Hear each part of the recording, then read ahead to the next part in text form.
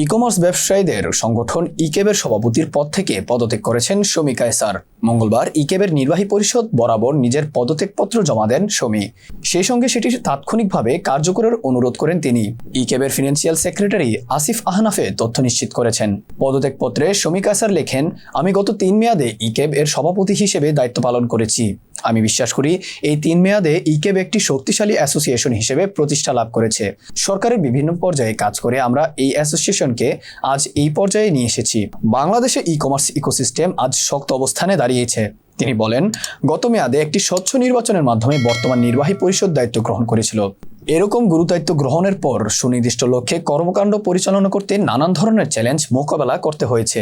তবে আমি এইটুকু কথা হলফ করে বলতে পারি যে আমার কোনো কর্মকাণ্ডে ইকেব কিংবা এর কোনো সদস্যের কোনো ধরনের ক্ষতি সাধিত হয়নি। এবং এখানে বিশেষভাবে উল্লেখযোগ্য যে আমি সভাপতি দায়িত্ব পালনকালে কোনো ধরনের আর্থিক লেনদেনে জড়িত ছিলাম না।